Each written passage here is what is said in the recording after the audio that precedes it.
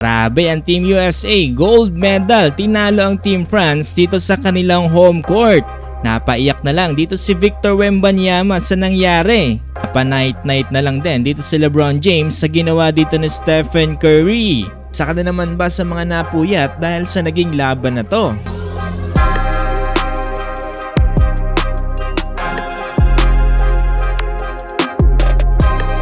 Bago magsimula ang laban dito ng USA kontra dito sa France ay nauna na magtapat dito nga ang Serbia kontra dito sa Germany.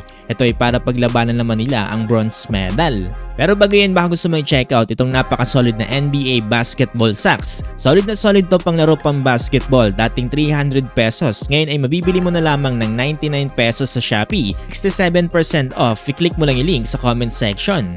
Sa pagkakataon na to, mukhang sinigurado na dito ng Serbia na magkaroon ng medalya matapos silang talunin dito ang Germany dito nga sa final score na 93-83. Ito nga pala sa naging laban na to, naghabol lang ang Germany simula first hanggang fourth quarter kontra dito sa Serbia. Na kung saan pinangunahan dito ni Nikola Jokic with triple-double stats, 19 points, 12 rebounds, and 11 assists. Loob yan ng 38 minutes of playing time na sinusundan dito ni Bogdanovic with 16 points, 2 rebounds, and 3 assists. Samantalang dito naman sa Germany ay pinangunahan to ni Franz Wagner with 18 points, 9 rebounds, and 4 assists na sinusundan dito ni Dennis Schroeder with 13 points, 4 rebounds, and 6 assists. Dahil dito nagawa ng matalo ng Serbia ang reigning world champion itong FIBA World Cup na Germany. Grabe no, iba pa rin talaga kapag kumpleto yung nagre-representa para dito nga sa iba't ibang bansa, kaya nga dito ng Serbia. Sa kabilang banda, nagpakita pa rin ng respeto dito nga si Bogdanovic dito nga sa NBA legend na si Carmelo Anthony. Ito yung sa kabila na naging mainit na laban dito nga ng Serbia kontra dito sa USA. Mukhang all goods na ngayon itong sila Bogdanovic at Carmelo Anthony. So dito na tayo sa main event kaninang madaling araw, USA kontra nga dito sa host country na France. Dito nga pala sa naging laban na to, tinalo ng United States ang host country na France dito nga sa final score na 98-87.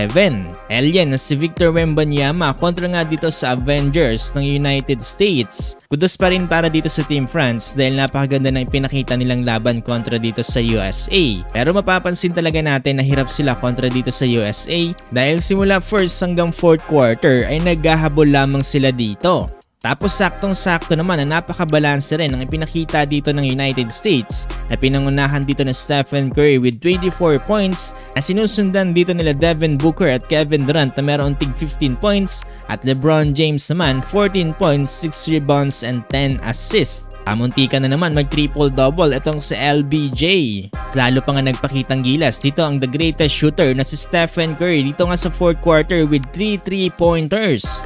Dahil nga dito pati si LeBron James ay napa-night-night na rin dito sa ginawa ni Stephen Curry. Sa kabilang banda, the future is bright naman para dito sa France, lalong-lalo na para dito kay Alien Victor Wembanyama na kung saan nakapagtala ng 26 points, 7 rebounds with 2 assists na sinusundan ni Yabusel with 20 points. Samantalang si Rudy Gobert naman with 2 points. Medyo naluha-luha nga rin dito si Victor Wembanyama matapos silang talunin dito ng United States. Pero sa kabila niya, napaka-solid pa rin talaga ng pinakita nila kontra dito sa best team in the world.